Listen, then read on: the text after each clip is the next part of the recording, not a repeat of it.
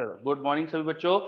तो last class में हमने क्या क्या पढ़ा था, मुझे ऐसा याद है कि हमने एक कंडक्टर के सेंटर पे चार्ज रख दिया था, तो उसकी जगह उसकी वजह से पोटेंशियल फील्ड वगैरह लिखी थी डिफरेंट डिफरेंट पॉइंट्स पे। एंड आफ्टर दैट अपन ने शेल थ्योरी के कुछ क्वेश्चंस करे थे, मतलब शेल्स, कंडक्टिंग शेल्स के, कॉन्सेंट्रिक शेल्स के कुछ क्वेश्चंस करे थे। फिर एंड में मैंने आपको है ना शेयरिंग ऑफ चार्ज बताया था, ये बताया था किसी कंडक्टर की सरफेस पे चार्ज डेंसिटी कैसे वेरी करती है, वो सरफेस के किस फीचर पे डिपेंड करती है। उसके बाद फिर हमने पढ़ा था कोरोना डिस्चार्ज, डाइलेक्ट्रिक ब्रेकडाउन, है ना, ये सारी छोटी छोटी चीजें पढ़ी थी। तो कुछ भी अगर किसी को प्रॉब्लम है इस चीजों में, इन चीजों में, तो पहले तो यहाँ से स्टार्ट करते हैं, बताइए। तो मैंने आपको होमवर्क में बोल दिया था कि आप पूरा एक्सरसाइज 1 पूरी कर सकते हो और BB9 भी कंप्लीट करना थी। यस, BB9 भी होमवर्क में थी और एक्सरसाइज 1 भी होमवर्क में था। ठीक है, तो अंशुल बोल रहा है BB9 उसने कर लिया, बहुत बढ़िया। सभी बच्चों ने कर लिया BB9? निकुंज ने भी कर ली, बहुत बढ़िया। एक्सरसाइज 1 करिए कुछ बच्चों ने, BB9 एंड एक्सरसाइज 2 आज करेंगे। अच्छा, तो प्रायोरिटी BB की पहले होती है, बिगिनर बॉक्स पहले करो, उसके बाद एक्सरसाइज, है ना। तो अगर किसी ने BB9 नहीं करा है तो पहली प्रायोरिटी पे आज बिगिनर बॉक्स 9 कंप्लीट कर लो और एक्सरसाइज 1 उसके बाद स्टार्ट कर दो।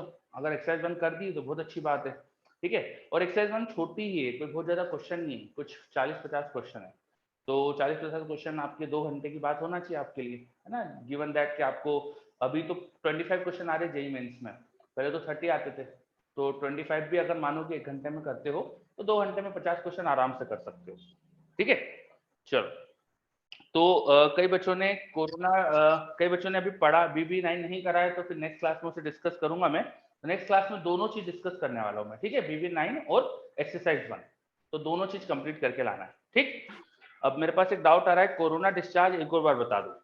चलो, तो कोरोना डिस्चार्ज को बताने के लिए पहले मैं आपसे कुछ क्वेश्चन पूछूंगा।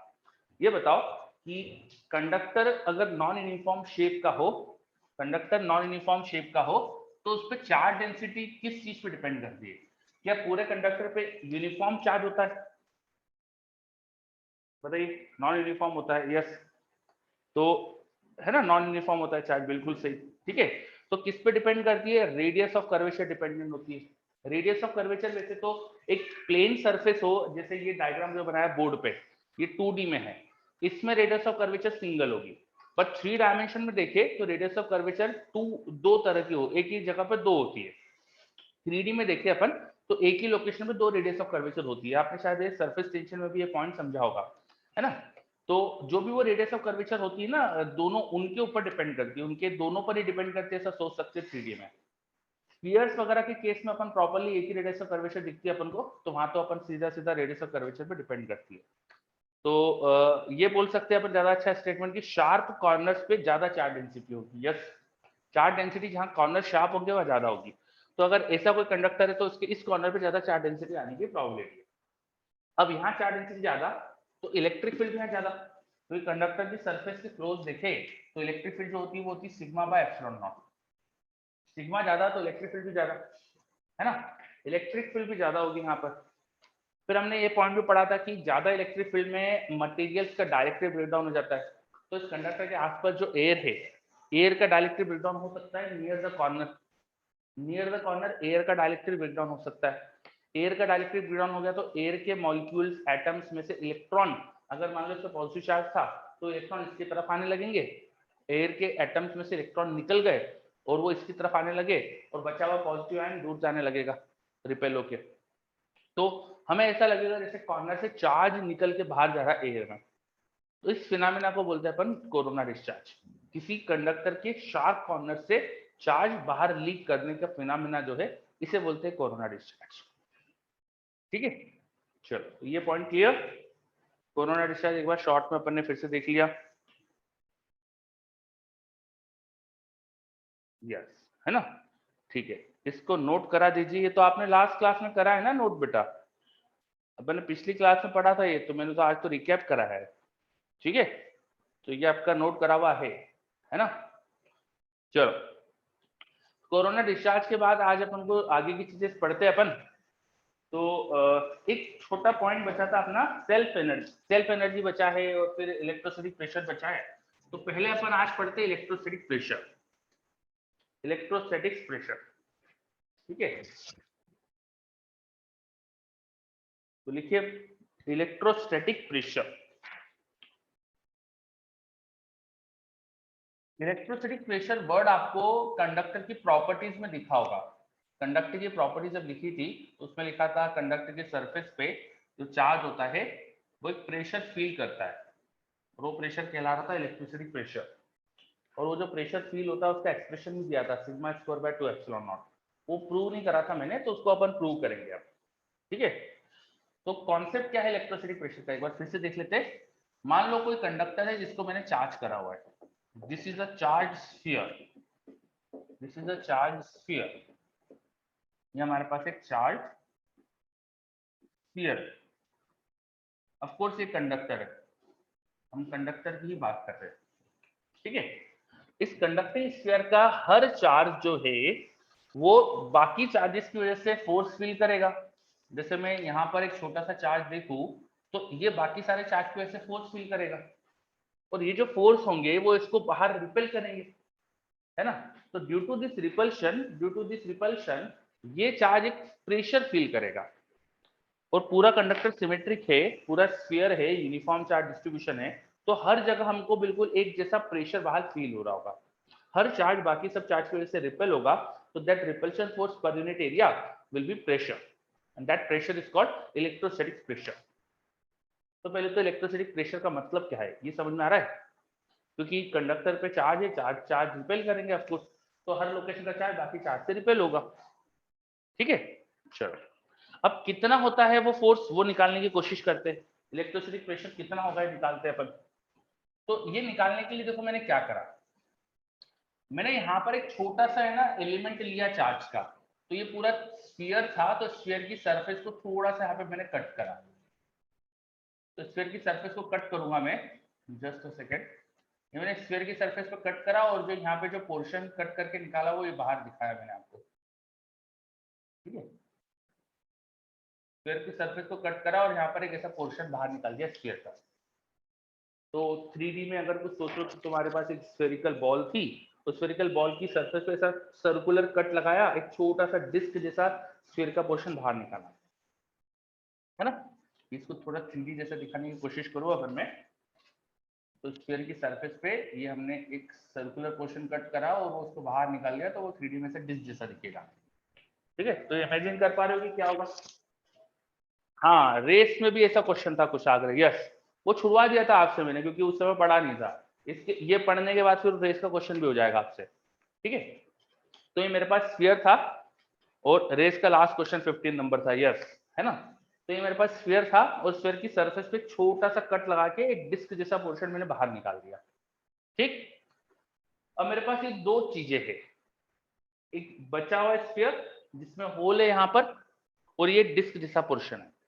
अब पूरा स्फीयर पहले जब यूनिफॉर्म चार्ज था तो डिस्क पे भी वही चार्ज डेंसिटी होगी जो पूरे स्फीयर की होगी, है ना। तो यहाँ पर कुछ चार्ज है, यहाँ पर कुछ चार्ज है, कितना चार्ज है, सिग्मा, ठीक है। सिग्मा चार्ज डेंसिटी है, यहाँ पर सिग्मा चार्ज डेंसिटी है।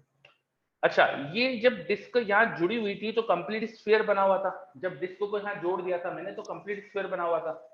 उस कंप्लीट स्फीयर की वजह से आपको बाहर इलेक्ट्रिक फील्ड पता थी क्या, जस्ट इस डिस्क के पास में इलेक्ट्रिक फील्ड पता थी क्या, due to complete sphere, yes. कितनी होती है वो इलेक्ट्रिक फील्ड बताओ, कितनी होगी वो, के क्यू बाय आर स्क्वायर नहीं, सिग्मा के टर्म में बताइए मुझे, सिग्मा के टर्म में, जस्ट बाहर बोल रहा हूं मैं, जस्ट जस्ट कंडक्टर की सरफेस के पास में बोल रहा हूँ, सिग्मा बाय एप्सिलॉन, बिल्कुल सही, है ना। तो जब डिस्क को यहाँ लगा रखा था ना, मेरे पास कंप्लीट स्फीयर था, मैं साइड में दिखा देता हूँ। मेरे पास जब पूरा स्फीयर था तो उसके उसकी वजह से यहाँ पर हम जानते हैं इलेक्ट्रिक फील्ड थी sigma by epsilon not, just outside. अच्छा, जस्ट इनसाइड इलेक्ट्रिक फील्ड कितनी थी, जस्ट इनसाइड इलेक्ट्रिक फील्ड कितनी थी, जस्ट अंदर इलेक्ट्रिक फील्ड कितनी थी, जीरो थी, है ना। कंडक्टिंग स्फीयर यूनिफॉर्मली चार्ज है तो यहाँ पे इलेक्ट्रिक फील्ड जीरो होगी अंदर की तरफ, ये इनसाइड जीरो थी, ठीक है। तो जब इस डिस्क को मैंने यहाँ स्फीयर से मिला दिया, जब बचे हुए स्फीयर से मिला दिया तो कंप्लीट स्फीयर बन गया। कंप्लीट स्फीयर के अंदर और बाहर तुम्हें इलेक्ट्रिक फील्ड पता है ना। अब ये दोनों मिलकर वो इलेक्ट्रिक फील्ड बना रहे हैं। इसका मतलब इसकी और इसकी वजह से जो इलेक्ट्रिक फील्ड्स है उनका एडिशन, बाहर देखेंगे तो सिग्मा बाय एप्सिलॉन नॉट आ रहा है और अंदर देखेंगे तो 0 आ रहा है। बोल सकता हूं, मान लो ये डिस्क जो है जिसपे सिग्मा चार्ज डेंसिटी, इसने बाहर की तरफ इलेक्ट्रिक फील्ड बनाई E1, और ये जो पूरा मेरा स्फीयर था इसने इलेक्ट्रिक फील्ड बनाई यहाँ पे E2। तो जस्ट बाहर देखेंगे तो दोनों की इलेक्ट्रिक फील्ड यहाँ ऐड हो रही है, और जस्ट अंदर देखेंगे तो E1 नीचे की तरफ होगा क्योंकि ये सिग्मा चार्ज डेंसिटी के अपोजिट जा रहे हैं, और E2 बचे हुए स्फीयर की वजह से इलेक्ट्रिक फील्ड अभी भी लगभग वही होगी यहाँ पे E2। ये बात समझ में आ रही है क्या? मेरे पास एक्चुअली दो पोर्शन है यहाँ पे, दो चीजें हैं, एक तो ये डिस्क और बचा हुआ स्फीयर। डिस्क और बचा हुआ स्फीयर, बचे हुए स्फीयर के लिए जो जस्ट आउटसाइड और जस्ट इनसाइड के पॉइंट है ज्यादा फर्क नहीं होगा। बचे हुए स्फीयर के लिए जस्ट आउटसाइड और जस्ट इनसाइड को ज्यादा फर्क नहीं होगा। और जो डिस्क है वो डिस्क के ऊपर देखोगे नीचे देखोगे तो इलेक्ट्रिक फील्ड की डायरेक्शन चेंज हो जाएगी। तो मेरे पास दो चीजें हैं, दोनों चीजों की इलेक्ट्रिक फील्ड मैंने E1 और E2 मान ली। इस डिस्क की वजह से इलेक्ट्रिक फील्ड मैंने मान ली E1 है, और ये बचे हुए स्फीयर की वजह से इलेक्ट्रिक फील्ड मैंने मान ली E2 है। ठीक है, बचे हुए स्फीयर की वजह से इलेक्ट्रिक फील्ड E2 है और डिस्क की वजह से इलेक्ट्रिक फील्ड E1 है। अब इन दोनों इलेक्ट्रिक फील्ड्स का एडिशन ही मुझे वो इलेक्ट्रिक फील्ड दे रहा था। मैं यहाँ पे E1 E2 क्या लिख देता हूँ। E1 क्या है? Electric field due to disc, और E2 क्या है? Electric field due to remaining sphere. ठीक है, बचे हुए स्फीयर की इलेक्ट्रिक फील्ड E2 है, और E2 यहां और यहां ज्यादा फर्क नहीं होगा। जस्ट जो जो बचा हुआ स्फीयर है उसको देखो, अगर ये मेरा स्फीयर जिसमें होल करा हुआ है हमने, तो इस होल के जस्ट बाहर देखना या जस्ट इसके अंदर देखना, आपको इलेक्ट्रिक फील्ड में बचे हुए स्फीयर के इससे ज्यादा फर्क नहीं दिखना चाहिए। तो ये E2 दोनों ही जगह पर बाहर की तरफ होना चाहिए थी, और जो हमारी वो डिस्क वाला पोर्शन था ना, उसके ऊपर देखेंगे तो इलेक्ट्रिक फील्ड ऊपर की तरफ होना चाहिए, नीचे देखेंगे तो इलेक्ट्रिक फील्ड नीचे की तरफ होना चाहिए। ये बात समझ में आ रही है क्या? समझो अच्छे से। चलो, इसमें किसी को कोई भी डाउट है तो बताइए मुझे। इसमें किसी को कोई भी डाउट है तो बताइए मुझे। मैंने स्फीयर में से डिस्क काटी, स्फीयर और डिस्क दोनों की अपनी अपनी इलेक्ट्रिक फील्ड्स थी, इन दोनों को मिला दिया तो कंप्लीट स्फीयर बन गया। कंप्लीट इलेक्ट्रिक फील्ड मुझे पता है, और दोनों की इंडिविजुअल इलेक्ट्रिक फील्ड को मैंने E1 और E2 मान लिया है। E2 जस्ट बाहर और जस्ट अंदर दोनों ही जगह, क्योंकि पोजीशन में ज्यादा फर्क नहीं है तो सेम ही डायरेक्शन में होना चाहिए, और ये डिस्क की वजह से ऊपर और नीचे देखेंगे तो इलेक्ट्रिक फील्ड की डायरेक्शन बदल जाना चाहिए। चलो, ये इंपॉर्टेंट पॉइंट था अभी तक का सबसे। ये अच्छे से क्लियर हो रहा है?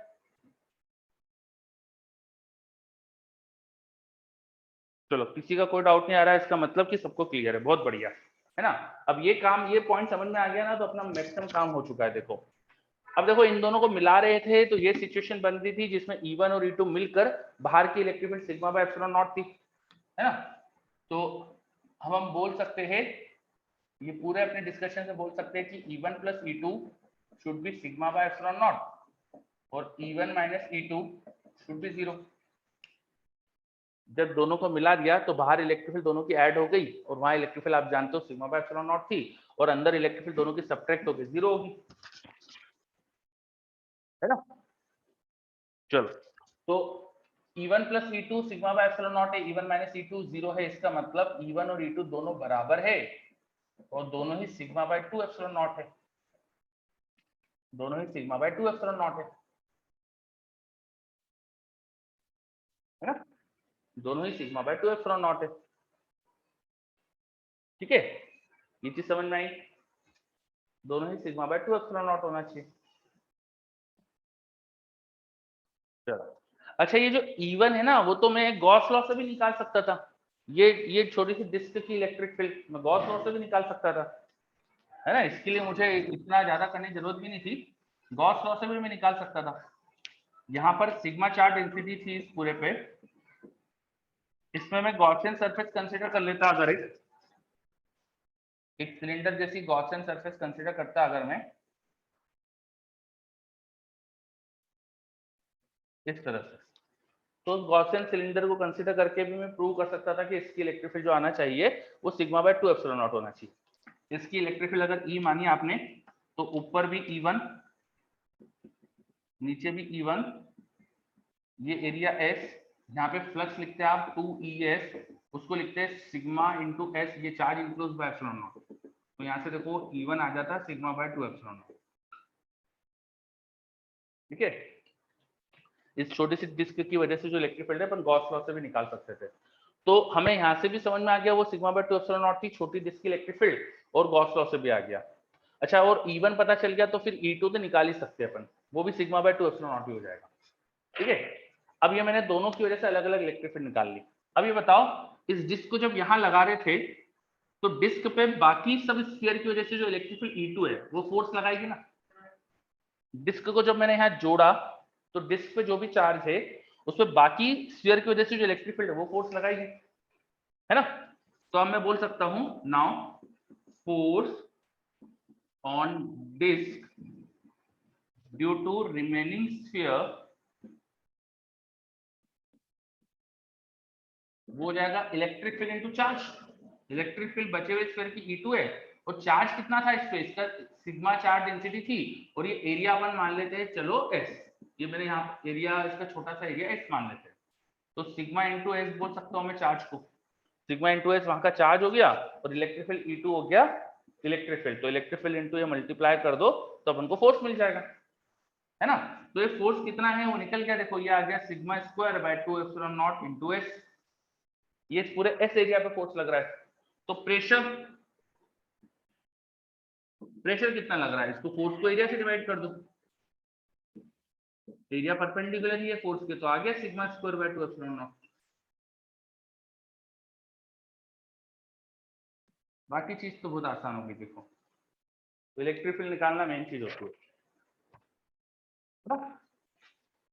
तो on this charge when this charge was here, उस चार्ज पे बाकी सब चार्ज की वजह से जो इलेक्ट्रिक फील्ड फील हो रही है वो E2 है।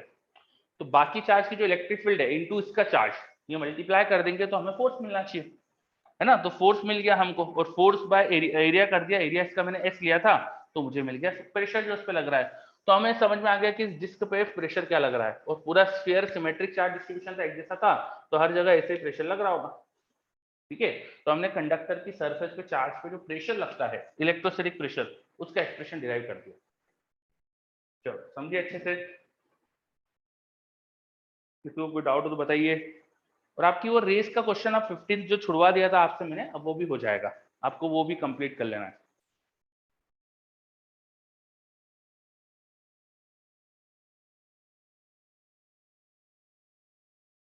चलिए देख लीजिए पूरे बोर्ड पे अच्छे से चीजें, किसी को कोई भी डाउट हो तो पूछ लीजिए मेरे से।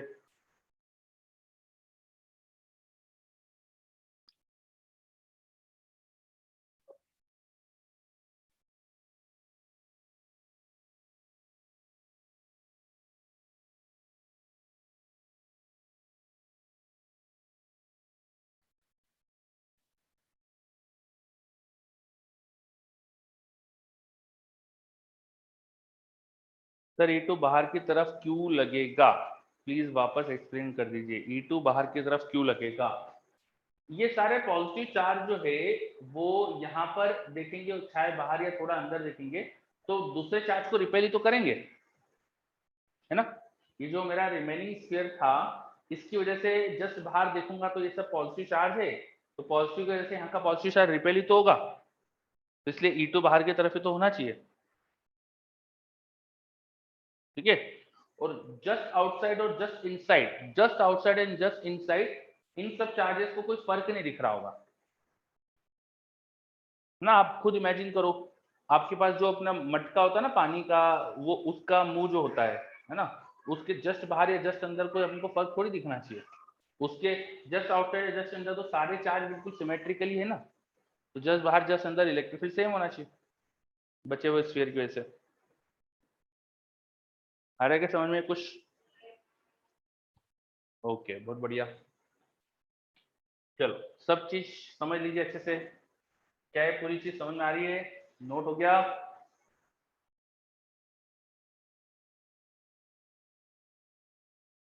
सर चार्ज की वजह से कंडक्टर पर भी प्रेशर लगेगा। हाँ मतलब बेसिकली कंडक्टर पर ही लग रहा है ये, है ना, वो चार्ज कंडक्टर के साथ ही एसोसिएटेड है, तो कंडक्टर पे पूरे पे प्रेशर लग रहा है, पूरे कंडक्टर पे यही प्रेशर है। ठीक है सर, गॉस लॉ से जब किया तो E1 इक्वल टू E2 मान लिया है ना? नहीं बेटा, मैंने गॉस लॉ से जब किया तो मैंने सिर्फ वो जो डिस्क वाला पोर्शन है ना उसकी इलेक्ट्रिक फील्ड निकाली है। मैंने ये सॉरी ये E1 ही लिखना चाहिए था मुझको, मैंने सिर्फ वो डिस्क वाले पोर्शन की इलेक्ट्रिक फील्ड निकाली है गॉस लॉ से करके। वो जो डिस्क वाला पोर्शन है उसकी वजह से ऊपर और नीचे दोनों तरफ इलेक्ट्रिक फील्ड E1 ही होगी, जो मैंने यहाँ भी बताया था, तो मैंने गॉस लॉ से वो E1 निकाला है। ठीक है चलो, वो मेरे से नीचे गलती से E2 लिखा गया था, उसको मैंने E1 कर दिया था। ठीक है, और देख लीजिए, अगर कोई समस्या है पूछ लीजिए।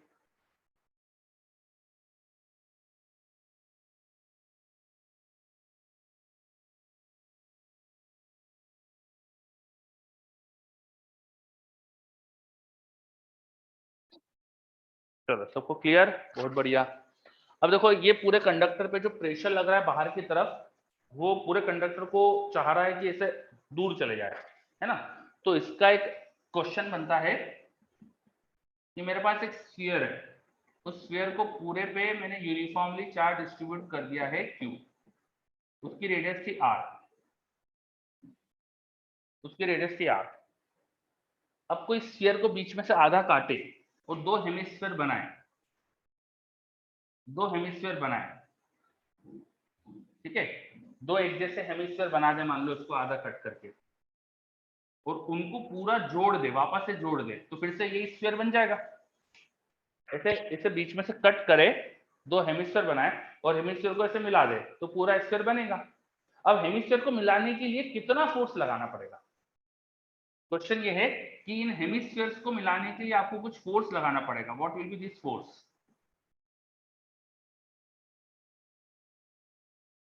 What will B this force? ठीक है, बड़ा नहीं, एग्जैक्टली वही है। एक मेरे पास स्फीयर था, उस स्फीयर को ही मैंने बीच में से काटा है, तो उसके दो हेमिस्फेरिकल पोर्शन बने। आपको बेसिकली ये बताना है कि दोनों हेमिस्फेरिकल पोर्शन को आपको जोड़ के रखने के लिए कितना फोर्स लगाना पड़ रहा है। ये शेल है, स्फेरिकल शेल है, ठीक है, कंडक्टर है, कंडक्टर की बात चल रही है अपनी, दिस इज कंडक्टर। तो चाहे ये सॉलिड भी होगा ना, तो भी चार्ज तो केवल सरफेस पे आएगा। ठीक है, करो, करिए ट्राई।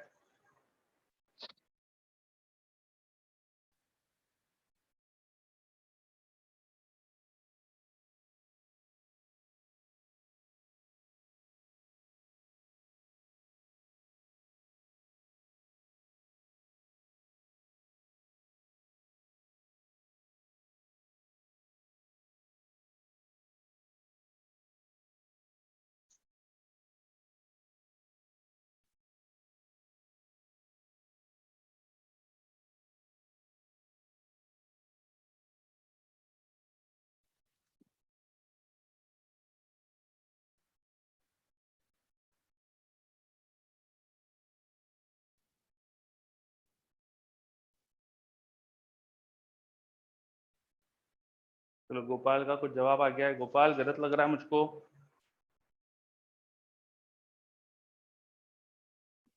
Ishan very good.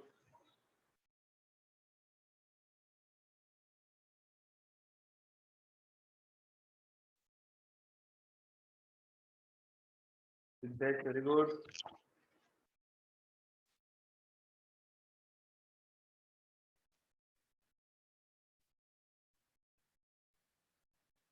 बाकी बच्चे भी सोचो, अभी जस्ट पढ़ा है अपन ने यहाँ पे कि ये जो पूरा स्फेरिकल कंडक्टर है, इसके हर जगह पे प्रेशर जो लगता है हमने पढ़ा है, तो आप सोच सकते हो ये।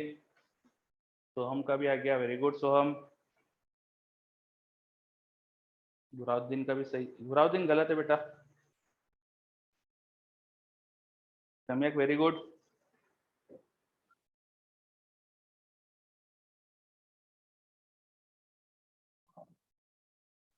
देखो ये इधर का डायग्राम बता रहा हूँ मैं।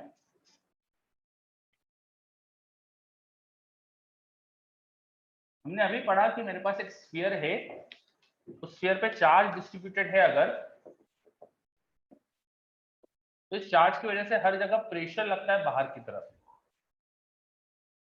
हर जगह रेडियली बाहर की तरफ ऐसे प्रेशर लगता है, और जितना इस प्रेशर की वजह से बाहर की तरफ फोर्स है उतना ही तो आपको लगाना पड़ेगा। आपका जो फोर्स होना चाहिए F, वो इस हेमिस्फीयर पे जो प्रेशर की वजह से बाहर फोर्स लग रहा है उसी को काउंटर करने के लिए तो लगाना पड़ेगा। इस हेमिस्फीयर पे प्रेशर की वजह से जो बाहर फोर्स लगेगा बस आपको उसी को काउंटर करना है, और ये निकालना आसान है क्योंकि प्रेशर कांस्टेंट है, पूरा हेमिस्फीयर कंडक्टर यूनिफॉर्मली चार्ज है, तो sigma square by 2 epsilon not यही प्रेशर है। और प्रेशर का फोर्स निकालने के लिए यहाँ पर अगर रेडियस r थी तो प्रेशर का फोर्स निकालने के लिए इनटू पाई r स्क्वायर कर सकते हो। तो जो प्रेशर की वजह से इधर फोर्स लग रहा है F, वही आपको उधर लगाना पड़ेगा, और ये फोर्स हो जाएगा sigma square by 2 epsilon naught into projected area which will be pi r square. ऐसा आपने करा होगा फ्लूइड में क्वेश्चन, है ना। तो ये वाला फोर्स लगाना चाहिए आपको, ठीक है। तो करेक्ट आंसर ये आ गया। चलो सबको समझ में आ रहा है ये। तो प्रेशर के कंपोनेंट नहीं लेना है, नहीं बेटा प्रेशर का कंपोनेंट लेके आया है ये जो प्रेशर लग रहा है ना, ये जिस एरिया पे लग रहा था वो एरिया तो देखो ज्यादा था, वो एरिया तो 2 पाई r स्क्वायर था। मैंने यहाँ पाई r स्क्वायर क्यों मल्टीप्लाई करा, क्योंकि मैंने एरिया का प्रोजेक्शन ले लिया इन हॉरिजॉन्टल डायरेक्शन, एरिया का कंपोनेंट इन हॉरिजॉन्टल डायरेक्शन, तो वो आ गया पाई r स्क्वायर, ठीक है। कुशाग्र समझ में आया? Yes, very good. अब इसी का एक एक्सटेंड करके क्वेश्चन बनता है कि इस जो मटेरियल था ना, मटेरियल का उन्होंने ना हमें गामा दे दिया, मटेरियल का हमें गामा दे दिया, तो गामा दे दिया तो इसके अंदर स्ट्रेस कितनी डेवलप हुई होगी ये पूछ लेते हैं, ठीक है। मटेरियल का गामा नहीं दिया था, स्ट्रेन कितनी डेवलप हो गई ये पूछ सकते हैं, रेडियस में इंक्रीमेंट कितना आ गया होगा चार्ज करने से ये पूछ लेते हैं। तो एक्चुअली क्या हुआ होगा, देखो ये जो इसकी सर्कमफरेंस है, यहाँ पर अगर तुम थोड़ी सी मटेरियल की थिकनेस होगी, दोनों का क्वेश्चन है बेसिकली ये जो मैं बता रहा हूँ आपको, अगर थोड़ी सी थिकनेस हुई इस मटेरियल की तो उसको अपन ऐसे दिखा सकते हैं, यहाँ पे हल्की सी थिकनेस है तो उसको ऐसे शो कर सकते हैं, स्फेरिकल शेल की जो भी थिकनेस होगी उसको यहाँ पे ऐसे शो कर सकते हैं, ठीक है। अब जो फोर्स लग रहा था ना उसको बैलेंस करने के लिए यहाँ पर हमारे पास स्ट्रेस का फोर्स आना चाहिए,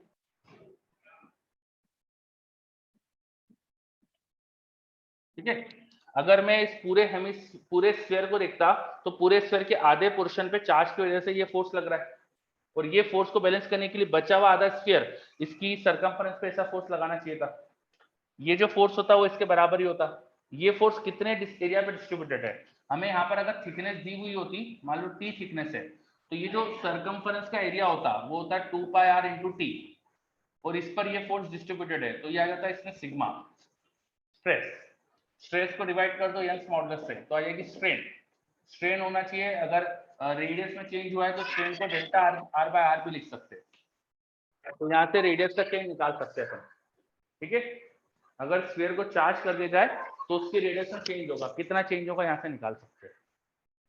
थोड़ा आइडिया दिया है मैंने, मतलब मैं आपको पूरा चीज समझाना नहीं चाह रहा हूँ, ये मैं सोचना कि ये मैं एग्जैक्ट पूरा चीज समझा रहा हूँ, आपको हल्का फुल्का आइडिया दे रहा हूँ क्वेश्चन करने के लिए, ताकि जब आप क्वेश्चन करो तो थोड़ा आपके दिमाग में रहे, ठीक है।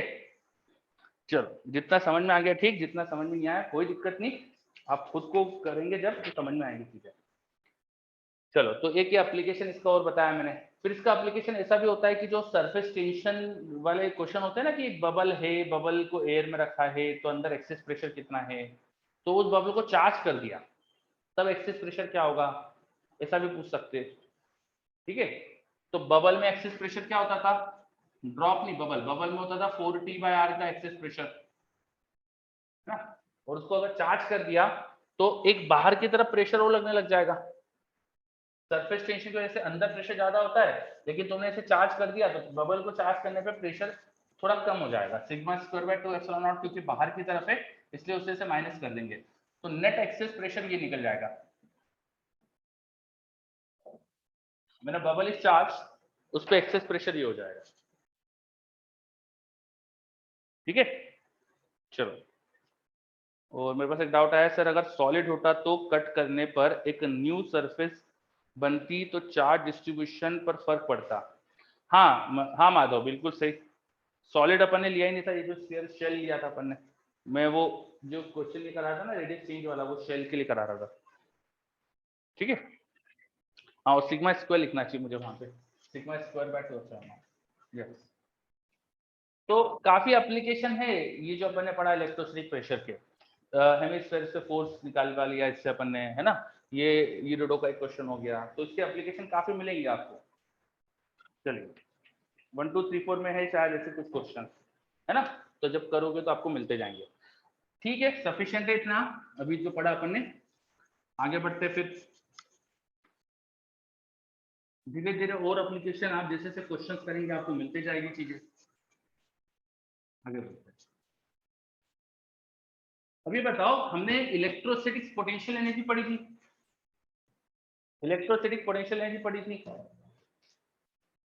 ना? मेरे पास दो चार्ज है, कुछ डिस्टेंस पर रखे हैं, तो उनके बीच में इलेक्ट्रोस्टैटिक पोटेंशियल एनर्जी क्या होती है वो अपन ने पढ़ा था। तो अगर मेरे पास चार्ज Q1 Q2 है एक दूसरे से r डिस्टेंस पे, तो इनकी इलेक्ट्रोस्टैटिक पोटेंशियल एनर्जी वो हमने पढ़ी थी K Q1 Q2 bye R।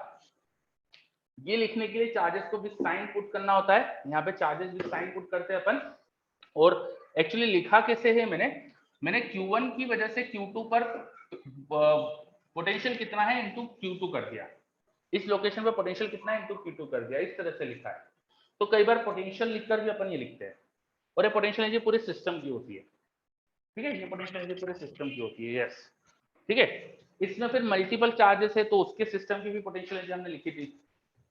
Point charge का सिस्टम है अगर मेरे पास Q1 Q2 Q3 Qn 1 और 2 के बीच की डिस्टेंस है R12, तो यहाँ की सिस्टम की पोटेंशियल एनर्जी भी लिखने जानते थे अपन।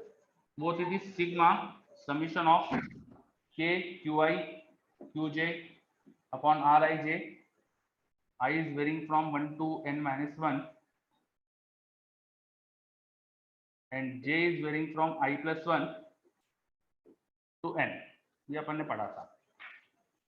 ठीक है, तो ये अपन ने सिस्टम की पोटेंशियल भी लिखना भी सीखी थी। चलो, तो ये मैं इसलिए रिकैप करा रहा हूँ क्योंकि अब जो अगला बिगिनर बॉक्स है ना वो इससे रिलेटेड क्वेश्चंस का है, तो एक आध क्वेश्चन इससे रिलेटेड देखते हैं अपन, फिर उसमें कुछ नई चीजें भी है वो सब देखेंगे। एक क्वेश्चन देखते हैं। मेरे पास एक स्क्वायर है, मेरे पास एक स्क्वायर है, स्क्वायर के चारों कॉर्नर पे 4 चार्जेस रखे हुए थे। क्यू चार्ज चारों कॉर्नर पे प्लेस था। स्क्वायर की साइड लेंथ ए थी, स्क्वायर की साइड लेंथ ए थी, है ना। ठीक है, अब मैंने क्या करा, किसी एक चार्ज को रिलीज कर दिया, बाकी तीनों को फिक्स रखा।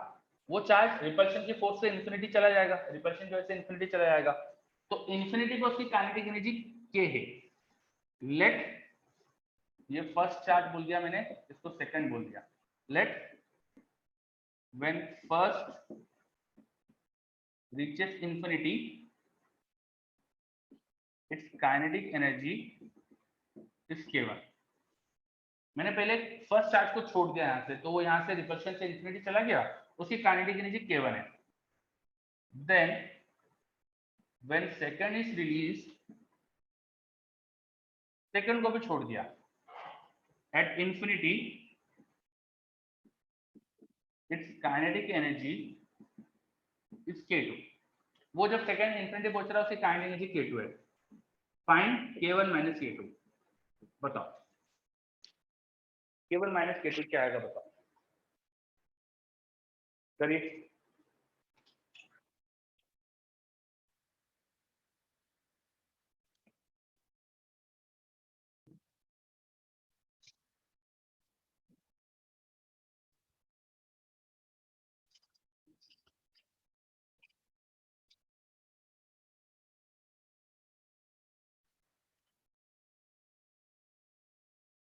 तो मेरे पास जवाब भी आ रहा है, रचित का जवाब आ चुका है, वेरी गुड। सर्वेश गलत है जवाब, डायमेंशनली गलत है सर्वेश आपका जवाब।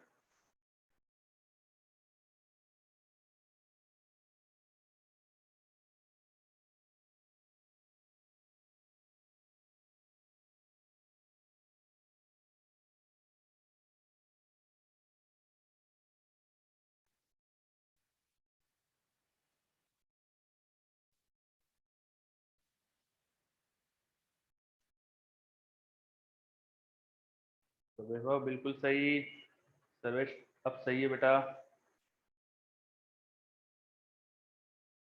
बहाउद्दीन वेरी गुड, गगनदीप सही है, चलो अधिक सबके सही आ रहे हैं अब, वेरी गुड। गोपाल गलत है बेटा, निकुंज सही है। चलो तो बेसिकली करा क्या आपने ये बताओ, करा कैसे क्वेश्चन ये बताओ मुझे, एनीवन? पोटेंशियल एनर्जी लिखी हाँ फर्स्ट की, हाँ फिर वो इन्फिनिटी पे चला गया, फिर हाँ अभी 3 चार्जेस बचे, फिर सेकंड वाले की पोटेंशियल एनर्जी लिखी हाँ, और माइनस कर दे। ठीक है चलो, हाँ बिल्कुल सही। जो अभी पोटेंशियल एनर्जी होगी इन्फिनिटी पे जाके वही काइनेटिक एनर्जी होगी, है ना?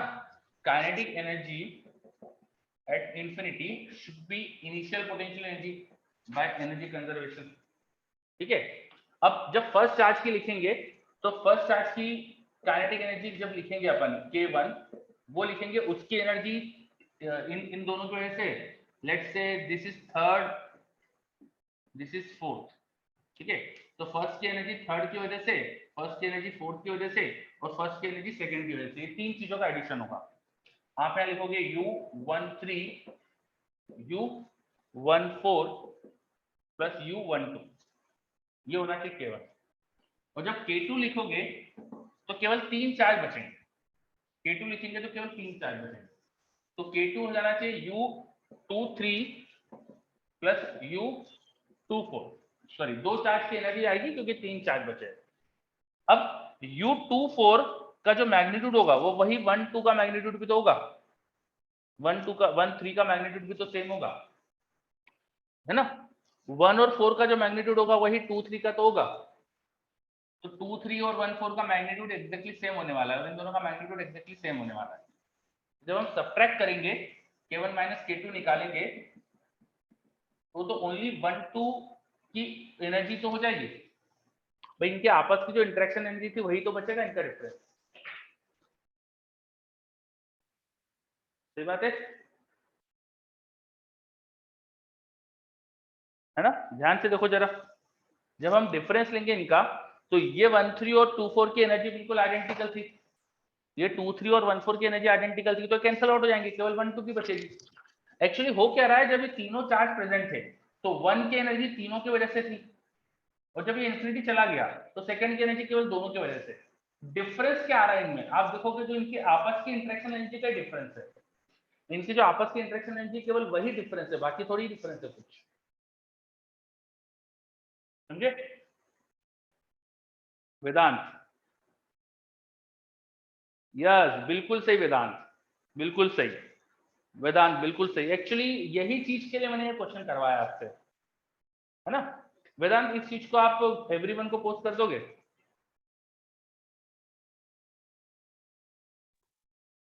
सर जब एन साइडेड पॉलीगॉन होगा तो उस केस में जो दोनों की energy at kinetic energy at infinity का डिफरेंस, हाँ वो दोनों की पोटेंशियल एनर्जी, मतलब दोनों के कारण जो बीच में पोटेंशियल एनर्जी होगी वो। बिल्कुल सही है ना? एक्चुअली आप अगर क्वेश्चन करेंगे तो आपको कभी कभी किसी किताब में क्वेश्चन मिलता है, एक अच्छा क्वेश्चन मिलता है कि I have an sided polygon, और एन साइडेड पॉलीगॉन में 2 कंसेक्यूटिव चार्ज को एक एक करके रिलीज करा, एक एक करके रिलीज करा और वो इन्फिनिटी पे गए, तो उनकी पोटेंशियल उनकी इन्फिनिटी पे काइनेटिक एनर्जी का डिफरेंस पूछ लेते हैं। तो वहां पे भी यही लॉजिक से, सेम लॉजिक से, बस उनके आपस की इंटरेक्शन एनर्जी ही डिफरेंस आएगा, ठीक है? तो ये वो वाला क्वेश्चन यहाँ पे एक्चुअली मैंने करवाया आपको। चलो सबको क्लियर, सबको point clear? Yes very good. तो हमने पोटेंशियल एनर्जी से रिलेटेड एक क्वेश्चन करा ताकि चीजें थोड़ी सी रिकैप हो जाए। एक क्वेश्चन और करते हैं, एक क्वेश्चन और करते हैं, है ना? मेरे पास एक इनफाइनाइट चार्ज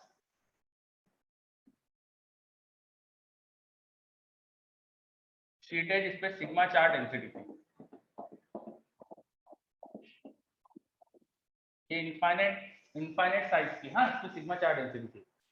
अब क्या करा, इसके बीच में मैंने एक सर्कुलर होल बनाया, इसके बीच में एक होल बनाया, तो होल पे कोई चार्ज नहीं है, यहाँ पे एक खोखला कर दिया अपन ने, होल कर दिया, है ना? इसकी रेडियस r थी, इसकी रेडियस r थी।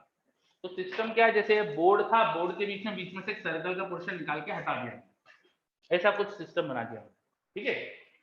अब इसके एक्सिस पे, इस होल के एक्सिस पे जो प्लेट के परपेंडिकुलर डायरेक्शन है उसमें गया मैं, और यहाँ पर मैंने चार्ज क्यू को रखा, माइनस क्यू को रखा, माइनस क्यू को चार्ज रखा यहाँ पे, और ये डिस्टेंस मैं आपको बता दे रहा हूँ, ये √3 आ रहा है, ठीक है।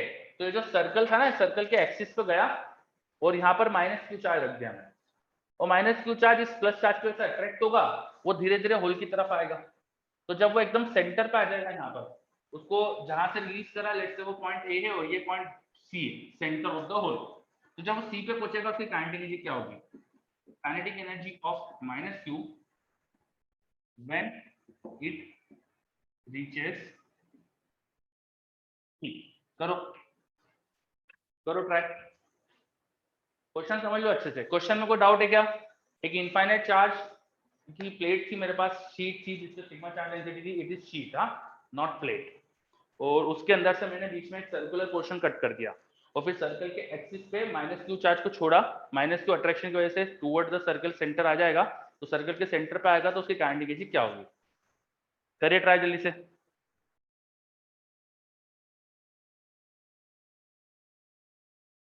आपको 2 मिनट दे रहा हूं मैं, करिए जल्दी से।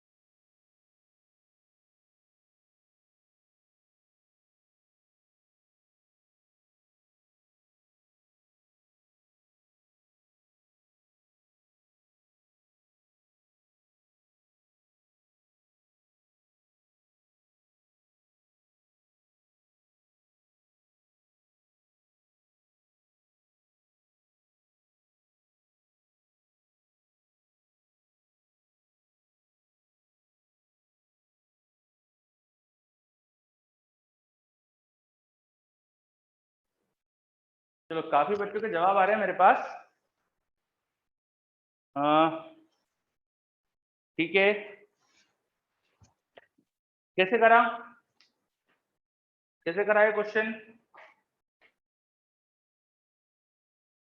कंजर्वेशन ऑफ एनर्जी, यस, ठीक है। तो हमारी जो पूरी प्लेट है उसकी वजह से यहाँ इस पॉइंट पे पोटेंशियल लिखने की कोशिश करो, फिर इस पॉइंट पे पोटेंशियल लिखने की कोशिश करो और पोटेंशियल का डिफरेंस इनटू चार्ज कर देंगे तो अपन को मिल जाएगा आंसर, है ना, पोटेंशियल डिफरेंस इनटू चार्ज। ठीक है, इनिशियल जिस पॉइंट पे ए पे छोड़ा है वहां का पोटेंशियल इनटू वहां पे चार्ज मल्टीप्लाई कर दो तो initial potential energy plus initial kinetic energy 0 है, फाइनल पोटेंशियल एनर्जी की minus Q into potential at the point C plus final kinetic energy, C पर काइनेटिक एनर्जी मुझे निकालना है तो एनर्जी कंजर्वेशन से इक्वेशन लिखेंगे अपन। नाउ काइनेटिक एनर्जी सी पर चाहिए मुझे तो ये वाला टर्म मैं इस तरफ लेके गया, इस तरफ लेके गया तो Q into VC minus VA, ये हो जाएगी kinetic energy at point C, Q into VC minus VA। अब VC माइनस VA कैसे निकाले, पॉइंट सी और ए का पोटेंशियल डिफरेंस। अब मैं सिस्टम को दो पार्ट में तोड़ सकता हूँ, सिस्टम को दो पार्ट में तोड़ सकता हूँ। मैं मान सकता हूँ कि मेरे पास एक पूरी चार्ज प्लेट थी, शीट थी और उसके अलावा मेरे पास नेगेटिव चार्ज डेंसिटी की एक डिस्क भी थी और इनका एडिशन करके हमारा ये सिस्टम बना है। सुपरपोजिशन प्रिंसिपल से ये जो होलो पोर्शन है इसको मैं मान सकता हूँ नेगेटिव चार्ज की डिस्क थी। अब पूरी प्लेट की वजह से हम इलेक्ट्रिक फील्ड तो जानते हैं कितनी होती है, सिग्मा बाय 2 एप्सिलॉन नॉट, एक सरफेस चार्ज डेंसिटी सिग्मा की वजह से ये शीट दी आपको तो इसकी वजह से इलेक्ट्रिक फील्ड पता है और इलेक्ट्रिक फील्ड के अपोजिट जा रहे हो तो सी पर पोटेंशियल बढ़ेगा तो VC माइनस VA आना चाहिए sigma by 2 epsilon naught into distance due to plate, VC minus VA due to plate due to sheet, इसमें तोड़ सकता हूं मैं, plus VC minus VA due to disc, इसे दो पार्ट में से तोड़ सकता हूं। ड्यू टू जो शीट है उसकी वजह से इलेक्ट्रिक फील्ड के अपोजिट जा रहे हैं तो पोटेंशियल शुड बी इंक्रीजिंग, तो होना चाहिए sigma by 2 epsilon naught into √3r, first वाला टर्म ये होना चाहिए। अब दूसरा वाला टर्म लिखना है अपन को तो डिस्क की वजह से हमें पोटेंशियल लिखता आना चाहिए, डिस्क की वजह से पोटेंशियल लिखता आना चाहिए तो डिस्क की वजह से इलेक्ट्रिक फील्ड याद करो, आपको याद होगी, है ना। डिस्क अगर मेरे पास किसी रेडियस की है उसके एक्सिस पे जाके किसी पॉइंट पे जो इलेक्ट्रिक फील्ड होती थी यहाँ पर वो होती थी sigma by 2 epsilon naught into 1 minus cos alpha, अगर ये एंगल अल्फा है तो, ठीक है। अब इस अल्फा को x के टर्म में कन्वर्ट कर लो, ये x ये r, तो अल्फा को लिख सकते थे कॉस अल्फा को x upon √r² plus x², या एक काम करते थे अल्फा के टर्म में रहने देते इलेक्ट्रिक फील्ड को तो थीटा भी बोल दिया और इनटू डिस्प्लेसमेंट हो जाएगा dx और थीटा का रिलेशन x ये है ये r है तो r by x equal to tan theta, r equal to x tan theta, तो इसको ऐसा लिख सकते थे अपन x is equal to r cot theta, differentiate करो dx हो जाएगा r cot थीटा का differentiation minus cosec theta into cot theta d theta. अब ये सब उठा के सब्स्टिट्यूट करो, इंटीग्रेट वगैरह करो तो आपको ये पोटेंशियल मैंने भी निकलवाया है और पोटेंशियल डिफरेंस c का विद रिस्पेक्ट टू a चाहिए था तो लिमिट प्रॉपर्ली लगा दीजिएगा। क्या है समझ में आ रहा है, जिसका पोटेंशियल डिफरेंस निकालते आएगा, यस है ना, विघ्नेश को तो आ रहा है, वेरी गुड। बाकी बच्चे भी बताइए, डिस्क का पोटेंशियल डिफरेंस सीखा था अपन ने निकालना, यस है ना। तो बस अब इसको पोटेंशियल डिफरेंस थोड़ी सी मेहनत करो इंटीग्रेशन वगैरह करने की, यहाँ मल्टीप्लाई करो इंटीग्रेट वगैरह करो, है ना, और इंटीग्रेट करके पोटेंशियल डिफरेंस निकालो और सही सही लिख देना। अब सिग्मा डिस्क का नेगेटिव है तो यहाँ पे बाहर माइनस साइन लगाना पड़ेगा, ये ध्यान रखना, और इसमें लिमिट जो आ जाएगी डिस्प्लेसमेंट के साथ डॉट प्रोडक्ट करके लिमिट, तो x की वैल्यू पहले √3r3 और बाद में 0 हो जाएगी, तो डिस्क की वजह से पोटेंशियल डिफरेंस सही से निकालना, वो फिर यहाँ पुट करना और q मल्टीप्लाई करना तो आंसर आ जाएगा। तो ये क्वेश्चन करने के लिए आपको डिस्क का पोटेंशियल डिफरेंस निकालता आना चाहिए था। समझ में आ रहा है क्वेश्चन, सबको क्लियर हो रहा है? चलो, तो बेसिकली थोड़ा सा हमने जो चीजें पढ़ी हुई थी वो अप्लाई हो रही है यहाँ पे, ठीक है। एक क्वेश्चन और देखते, एक क्वेश्चन और देखते।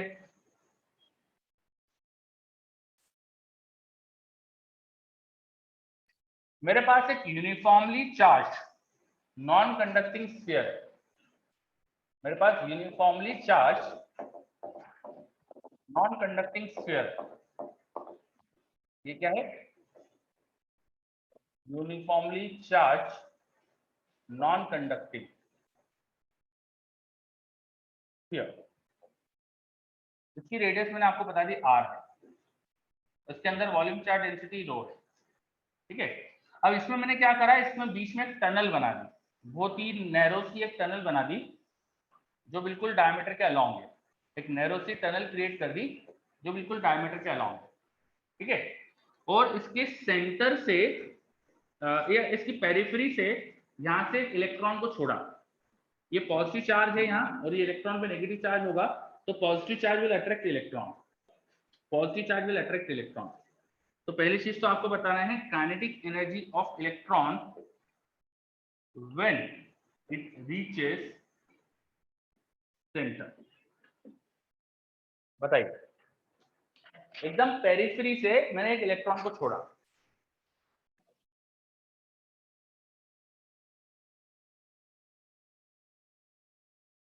चलो करो वो वाला क्वेश्चन। वैभव क्या डाउट है, अगर डिस्क माइनस सिग्मा की निकाली तो टोटल सिग्मा तो 0 हो रहा है सिस्टम का। नहीं बेटा, डिस्क की रेडियस तो केवल आ रहे हैं ना बेटा, यहाँ पे ये प्लेट तो इनफाइनाइट साइज की, तो डिस्क और इसको जब जोड़ेंगे अपन तो बीच में ही यहाँ का पोर्शन गायब होगा ना, केवल जिसमें आर रेडियस है ना। हाँ चलो, अब मैंने जो नया क्वेश्चन दिया है वो करो।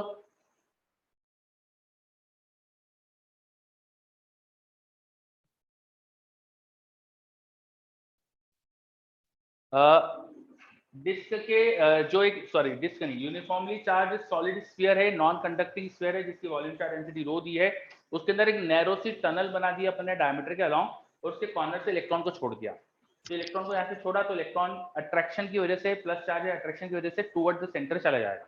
तो टुवर्ड द सेंटर जाएगा तो उसकी काइनेटिक एनर्जी सेंटर पे क्या होगी, सबसे पहले तो ये बताना है। वायर, गगनदीप का आंसर भी आ गया, वेरी गुड।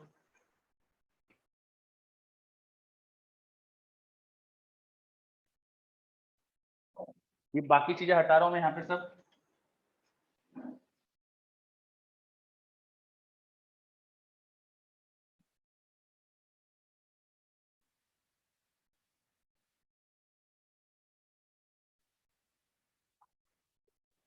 वेरी गुड, काफी बच्चों के जवाब आ रहे हैं मेरे पास, बहुत बढ़िया। अगेन वही करेंगे, देखो एनर्जी कंजर्वेशन, हमने सिस्टम में इलेक्ट्रॉन को जो रिलीज कर दिया है, initial total energy should equal to final total energy, हमने कोई फोर्स तो लगाया नहीं है, तो initial kinetic energy of electron 0, initial potential energy charge of electron into उसकी पोजीशन पर potential at surface of sphere should equal to final kinetic energy, kinetic at centre plus charge of electron into potential at centre. ये कर देंगे अपन, ठीक है। आपको surface और centre का पोटेंशियल पता होना चाहिए जस्ट। तो काइनेटिक एनर्जी एट सेंटर ये आ रहा है, देखो इस टर्म को जब उठा के लाऊंगा तो E times potential at centre minus potential at surface. Surface और सेंटर के पोटेंशियल का डिफरेंस चाहिए, तो आपको याद होना चाहिए कि यूनिफॉर्मली चार्ज शेल के सेंटर पे पोटेंशियल 3/2 kq/r होता है, वेयर r इज रेडियस, और सरफेस का पोटेंशियल होता है kq/r, है ना। बस E इंटू 3/2 - 1 हो जाएगा kq/2r। पर मैंने Q तो दिया नहीं है, मैंने आपको रेडियस दी थी और सिग्मा रो दिया है, तो Q निकाल सकते हो आप, 4/3 पाई r³ इंटू रो। ये Q उठा के सब्स्टिट्यूट कर दो, K की वैल्यू पे डाल दो, K1/4πε0, Q को लिख देना रो इंटू 4/3 पाई r³ अपॉन 2r। थोड़ा अरेंज कर लो, आंसर आ जाए, ठीक। समझ आई बात सबको? चलो, काफी बच्चों के आंसर सही आ रहे थे, बहुत बढ़िया, है ना। अब इस क्वेश्चन में दूसरा पार्ट अगर मैं पूछूं, second part, what will be time taken by electron to reach centre. बताओ, इस इलेक्ट्रॉन को सेंटर पे पहुंचने का टाइम क्या लगना चाहिए, इस इलेक्ट्रॉन को सेंटर पे पहुंचने का टाइम क्या लगना चाहिए।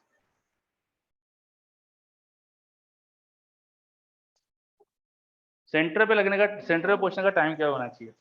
रचित का जवाब भी आ गया मेरे पास। वेरी गुड रचित, बहुत बढ़िया। वेदांत बहुत बढ़िया। तो टी की वैल्यू भी लिखो।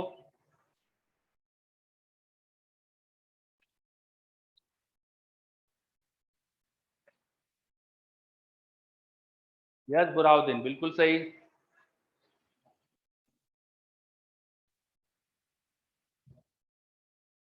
यस माधव। चलो काफी बच्चे मुझे सही जवाब दे रहे हैं कि यहाँ से इलेक्ट्रॉन को यहाँ से यहाँ जाने का टाइम जो होगा वो SHM का टाइम का 1/4 होगा, क्योंकि हमने पढ़ा था ना अर्थ, मैंने आपको ग्रेविटेशन में ये चीज बताई थी कि अर्थ के अंदर टनल बना दो तो उस टनल में SHM होता है। वो टनल कहीं भी बनाओ, किसी भी कॉर्ड के अलॉन्ग बनाओ, SHM ही होता है। तो ये तो सेंटर पे बना दी, इसमें भी SHM ही होगा। तो इलेक्ट्रॉन को यहाँ से पूरा दूसरे कॉर्नर जाना, वहां से वापस आना, ये पूरा T टाइम लगेगा। और अभी यहाँ से सेंटर तक जाना ओनली T/4 हो जाएगा। तो आंसर शुड बी T/4। अब T क्या होना चाहिए, टाइम पीरियड क्या होना चाहिए वो निकाल लो इसका। सेंटर से किसी डिस्टेंस x पे जब इलेक्ट्रॉन होगा तो यहाँ उस पर लगने वाला फोर्स होगा वहां की इलेक्ट्रिक फील्ड रो r/3/0 रो x/3/0 इनटू इलेक्ट्रॉन का चार्ज। ये फोर्स टुवर्ड द सेंटर ही है, और फोर्स को लिख देना mass of electron into its acceleration. तो मास उधर डिवाइड करो, ये देखो ओमेगा स्क्वायर मिल गया, यहाँ से ओमेगा स्क्वायर मिल गया रो E/3m/0। तो ओमेगा आ गया तो टाइम पीरियड आ जाएगा। टाइम पीरियड 2π/ओमेगा होता है, तो 2π√3m/0 upon E into rho.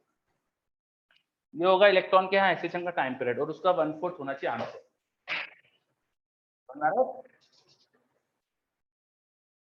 चलो बहुत बढ़िया है ना।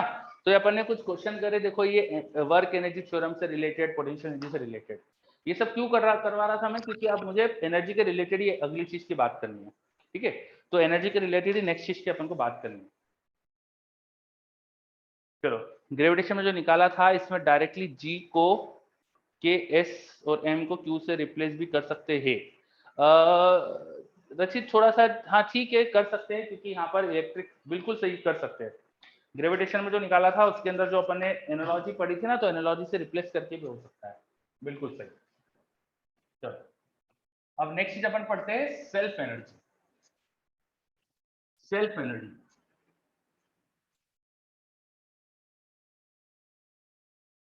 सेल्फ एनर्जी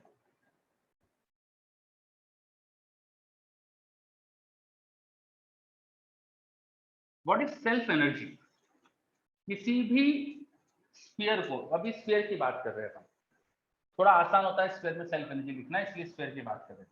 मान लीजिए मेरे पास एक spherical shell,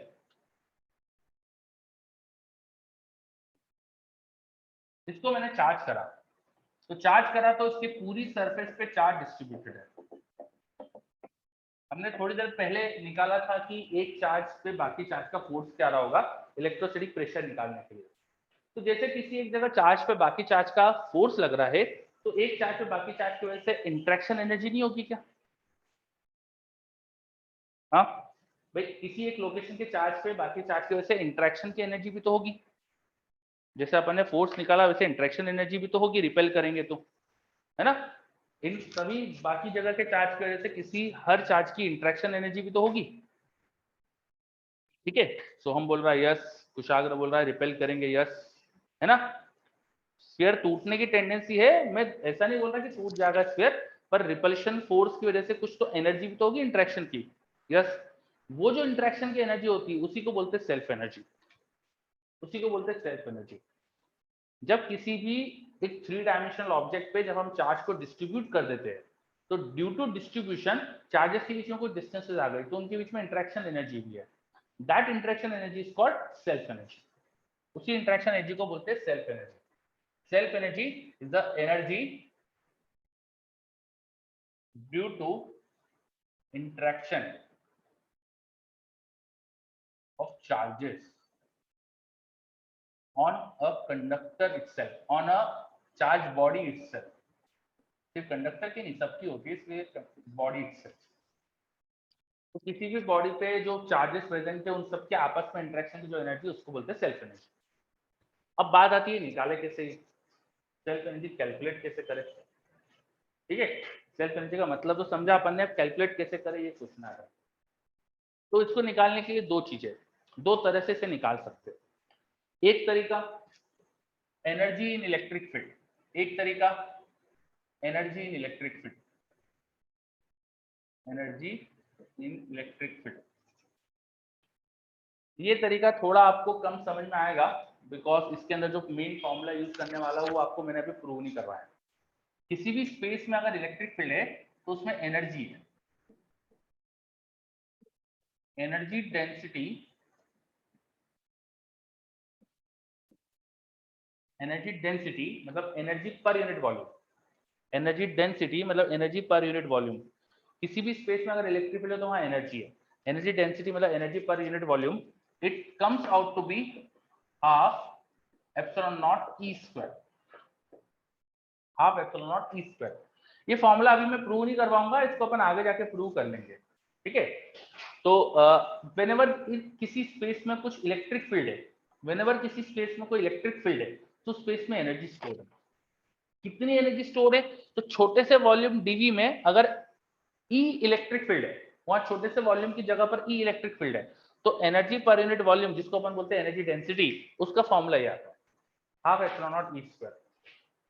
using this formula मैं छोटे से वॉल्यूम की छोटी सी एनर्जी निकाल सकता हूं, डी यू, उसको लिख सकता हूं half epsilon naught E square into D. If I have electric field in a region, किसी स्पेस में इलेक्ट्रिक फील्ड है तो उसमें एनर्जी स्टोर्ड है, कितनी एनर्जी स्टोर्ड है उसका रिलेशन है। बात समझ में आ रही है क्या? छोटे सा वॉल्यूम मेरे पास है अगर डीवी, उसके अंदर जो एनर्जी डीयू है वो निकालने का हमारे पास रिलेशन आ रहा है। अगर उस लोकेशन की इलेक्ट्रिक फील्ड आप जानते हो ई, तो आप वहां पे एनर्जी कितनी स्टोर्ड है वो निकाल सकते हो। चलो समझ में आ रहा है क्या फॉर्मूला ये? फिलहाल बस याद रखो इसको, मैं इसे प्रूव करवा दूंगा आपको, कैपेसिटर चैप्टर में प्रूव करवा दूंगा कि सही फॉर्मूला है। थोड़ा लॉजिक समझ में आ रहा है ये? चलो बच्चे बोल रहे यस, है ना।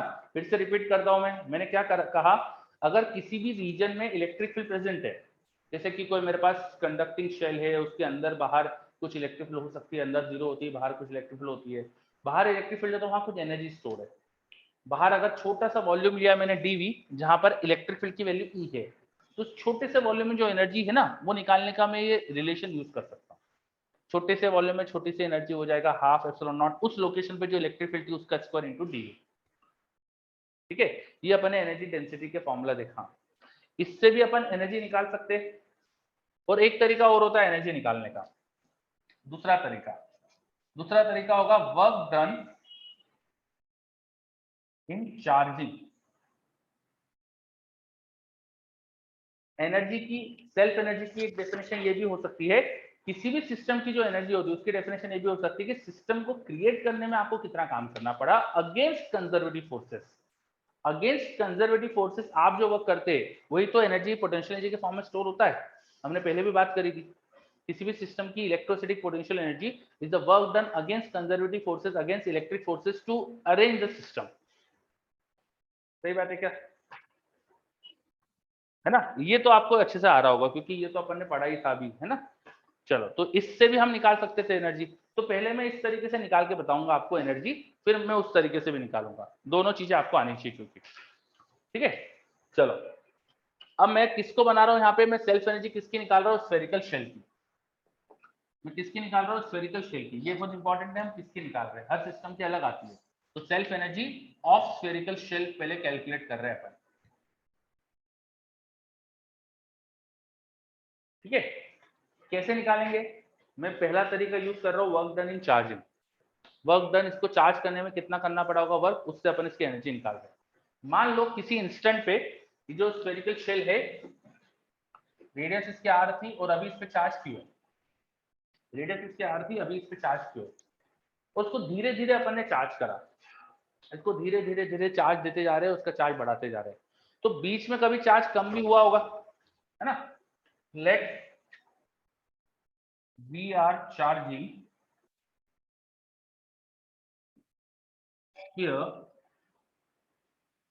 स्लोली, ठीक है। अगर उसको धीरे धीरे चार्ज कर रहे हैं तो कोई इंस्टेंट होगा जब उस पर चार्ज कम भी हुआ होगा। किसी समय उस पर चार्ज स्मॉल क्यू है, small Q is less than capital Q. Between कोई पोजीशन पे, ये हमारा स्फीयर था रेडियस r का, और इस पे अभी किसी इंस्टेंट पे चार्ज स्मॉल q है। ये बात समझ में आई? ध्यान से समझिए, ये बात समझ में आ रही है? यस, है ना। भाई स्फीयर पे चार्ज कैपिटल Q है, लेकिन उसको कैपिटल Q को धीरे धीरे बढ़ाया हमने, तो किसी इंस्टेंट के बीच में स्मॉल q पे चार्ज हो सकता है। ठीक है, small q is less than capital Q। इस समय स्फीयर का पोटेंशियल क्या है? इस समय स्फीयर की सरफेस पे पोटेंशियल क्या है? क्या आप यहाँ पोटेंशियल बता सकते हो मुझे? हाँ, KQ/R होगा, बिल्कुल सही, है ना, KQ/R होगा, बिल्कुल सही। अब बताओ, इंफिनिटी से मैं dq चार्ज को उठा के लाता हूँ और लाके स्फीयर को दे देता हूँ। इंफिनिटी से एक dq चार्ज को उठा के लाता हूँ और स्फीयर को दे देता हूँ। फ्रॉम इंफिनिटी में dq चार्ज को उठा के लाता हूँ और स्फीयर को दे देता हूँ। तो मुझे कुछ काम करना पड़ेगा क्या? dq चार्ज को इंफिनिटी से उठा के लाया और मैं स्फीयर पे दे रहा हूँ, कितना काम करना पड़ेगा जल्दी से बताओ? यस, निकुंज ने बता दिया, v into D Q. Yes, ठीक है। तो इस प्रोसेस में जो वर्क डन होगा, छोटा सा वर्क डन, डीडब्ल्यू, उसको डीडब्ल्यू बोल दिया। डीडब्ल्यू क्या है? Work done in bringing dq charge from infinity and placing it on sphere. ठीक है, स्फीयर को इंफिनिटी से चार्ज आके दिया, तो उसके लिए छोटा सा काम करना पड़ेगा, वो लिख रहे हैं। और ये अगेंस्ट कंजर्वेटिव फोर्सेस ही है, अगेंस्ट कंजर्वेटिव फोर्सेस ही वर्क डन है। तो जो छोटा सा वर्क डन होगा वो आप बोल रहे थे v इंटू डी क्यू लिख दूं मैं, और यही तो पोटेंशियल के फॉर्म में स्टोर होगा। दिस शुड बी du,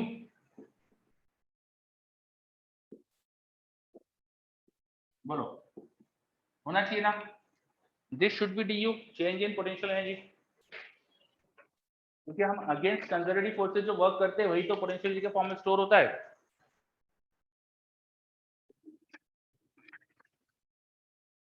चलो, ये सबको क्लियर है? अगर तो देखो, छोटी सी चेंज इन पोटेंशियल एनर्जी आ गया तो पूरा काम हो गया अपना। Now total energy should be integration of small small work done या small small change in potential energy. Potential energy कहां से कहां चेंज होगी? मैं चार्ज को जीरो से लेके कैपिटल क्यू तक बदल रहा हूँ, तो जीरो से कैपिटल क्यू में चार्ज बदलने पे जो इंटीग्रेशन आएगा, बस वही हमारा आंसर हो जाएगा। तो k/r integration q dq, q dq का integration from zero to q, q dq का इंटीग्रेशन जीरो से q करो तो क्या आ जाएगा? कैपिटल Q²/2, तो आ गया KQ²/2। ठीक है, self energy of a spherical shell, self energy of a spherical shell, याद रखिए स्फेरिकल शेल की, तो ये आ गया हमारे पास self energy of spherical shell.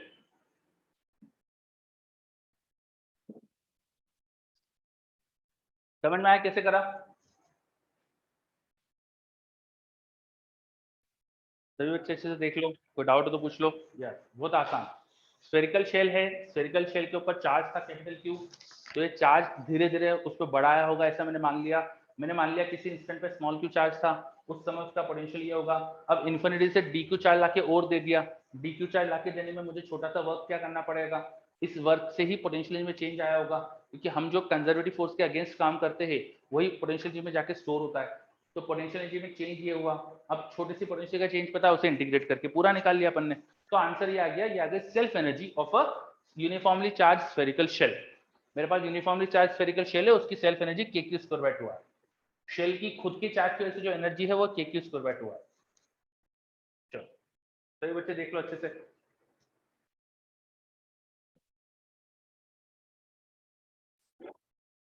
Okay, अब इस एनर्जी को मैंने जो दूसरा तरीका बताया ना, उससे भी डिराइव कर देता हूं मैं, दूसरे तरीके से मैं डिराइव कर देता हूं मैं।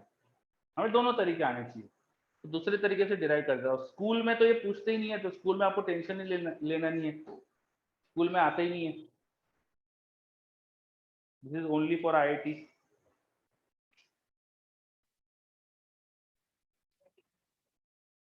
चलो, सेकंड तरीके से भी डिराइव कर देता हूं, ठीक है ना।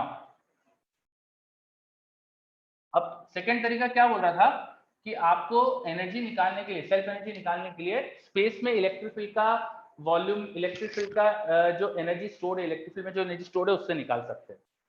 अब ये निकालने के लिए आपको स्पेस में इलेक्ट्रिक फील्ड चाहिए और छोटा सा वॉल्यूम कंसिडर करना चाहिए। एक स्फेरिकल शेल के आसपास हम जानते हैं इलेक्ट्रिक फील्ड डिस्टेंस के साथ बदलती है, सेंटर से डिस्टेंस के साथ बदलती है। तो छोटा सा वॉल्यूम में ऐसा चूज करूंगा जहां इलेक्ट्रिक फील्ड कांस्टेंट ले सकूं। तो मैं स्फेरिकल शेल जैसा ही वॉल्यूम ले रहा हूं, ठीक है। हमारा ये स्फेरिकल शेल है जिसपे चार्ज था Q, R3। इसके सेंटर से किसी डिस्टेंस स्मॉल r पे गया और यहां जाके मैंने ना एक स्फेरिकल शेल को ही वॉल्यूम ले लिया, मेरा छोटा सा वॉल्यूम। इसके वॉल्यूम में ये r में छोटा सा चेंज करा dr, और मैंने इस तरह से एक स्फेरिकल वॉल्यूम बनाया, एक शेल जैसा वॉल्यूम बनाया। समझ पा रहे हो? इस स्फीयर के आसपास r रेडियस में जाके एक स्फेरिक जैसा वॉल्यूम बनाया मैंने, स्फेरिकल शेल जैसा, कॉन्सेंट्रिक स्फेरिकल शेल बनाया। उसके अंदर छोटा सा जो वॉल्यूम होगा ना dv, यहाँ जो छोटा सा dv वॉल्यूम होगा उसको लिख सकते हैं 4πr² dr, 4πr² dr। समझ में आ रही बात ये है ना? 4πr² dr, ये छोटा सा वॉल्यूम ले लिया। अब इस वॉल्यूम में इलेक्ट्रिक फील्ड तुम लिख सकते हो क्योंकि तुम्हें पता है इसकी सेंटर से डिस्टेंस आ रहे, तो यहाँ इलेक्ट्रिक फील्ड तुम्हें लिखते आती है।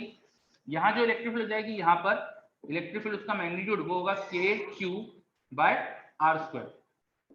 ये तुम इस शेल की वजह से, शेल पे अगर चार्ज Q है तो यहाँ इलेक्ट्रिक फील्ड लिख सकते हो, ठीक है। और इलेक्ट्रिक फील्ड केवल बाहर होती है, शेल के अंदर तो जीरो होती है। अंदर आपको पता है इलेक्ट्रिक फील्ड जीरो होती है, यहाँ E इनसाइड जीरो होती है। तो अब इस वॉल्यूम में इलेक्ट्रिक फील्ड तुम्हें पता है, तो इस वॉल्यूम में होने वाली एनर्जी स्टोर ये बता सकते हो आप। छोटी सी एनर्जी स्टोर जो इस वॉल्यूम में होगी वो बता सकते हो। वो आ जाएगा integration half epsilon not E का स्क्वायर, तो k²q²/r⁴ इंटू dv लिखोगे 4πr²dr, ठीक है। ये चीज समझ में आई क्या? बताइए सबसे पहले तो मैंने क्या करा, स्फेरिकल जो हमारा शेल है जिसकी हमको सेल्फ एनर्जी निकालना है, उसी के सेंटर से r डिस्टेंस पे जाके एक मैंने स्फीयर बनाया जिसकी रेडियस स्मॉल r थी, और उसकी रेडियस में छोटा सा चेंज करा, तो यहाँ पे स्फेरिकल शेल जैसा वॉल्यूम बना दिया। स्फेरिकल शेल का जो छोटा सा वॉल्यूम होगा वो लिखा, और उसकी लोकेशन पे इलेक्ट्रिक फील्ड लिखी। अब यहाँ की इलेक्ट्रिक फील्ड पता है मुझे, इसका वॉल्यूम पता है, तो इसमें स्टोर होने वाली एनर्जी लिख सकता हूँ। तो इस वॉल्यूम में होने वाली स्टोर एनर्जी वो लिख दी मैंने, ठीक है। कैसे लिखी? Half epsilon nought electric field का square into volume, half epsilon nought electric field का square into volume, half epsilon nought electric field का स्क्वायर इनटू वॉल्यूम। ये होती है एनर्जी डेंसिटी। एनर्जी डेंसिटी मतलब एनर्जी पर यूनिट वॉल्यूम। समझ में आ रही है की बात? चलो एक बच्चे ने यस बोला है, बाकी को नहीं आया तो पूछ सकते हो आप, कुछ डाउट हो तो। चलो सब यस बोल रहे, बहुत बढ़िया, ठीक है। अब क्या करो, पूरे वॉल्यूम में एनर्जी निकालने के लिए इसको इंटीग्रेट कर देता हूँ, इस एक्सप्रेशन को इंटीग्रेट कर देता हूँ पूरे वॉल्यूम में एनर्जी निकालने के लिए, ठीक है। ये du की वैल्यू लिखी थी, सॉरी u तो इसका इंटीग्रेशन आएगा, इसका इंटीग्रेशन u होगा, ठीक है। चलो अब इसका इंटीग्रेशन कर देते हैं, तो लिमिट कहां से कहां आएगी? Small r is varying from capital R to infinity, because electric field इसकी सरफेस से इंफिनिटी के रीजन में, तो उसकी सरफेस से इंफिनिटी के रीजन तक इंटीग्रेशन करेंगे अपन, ठीक है। R टू इंफिनिटी इंटीग्रेशन कर दो, तो करो इसका इंटीग्रेशन, देखो क्या आएगा। आसान इंटीग्रेशन है ये हाफ एप्सिलॉन नॉट, सारे कांस्टेंट बाहर ले लो, ऊपर देखो k² कांस्टेंट है 2, और ऊपर एप्सिलॉन नॉट भी कांस्टेंट है, ये 4π कांस्टेंट है, बाहर आ जाएगा, है ना। q² कांस्टेंट है, बाहर आ गया। r की पावर नीचे 4, ऊपर r का स्क्वायर, तो एक 1/r² बचेगा नीचे, 1/r² का इंटीग्रेशन हो जाएगा -1/r, limit capital R to infinity. 4π epsilon nought भी 1/k होता है, तो एक k कैंसिल हो गया, तो ये हो रहा है kq²/2 1/r, kq²/2r, वही आंसर आ गया। देखो आ रहा है समझ में?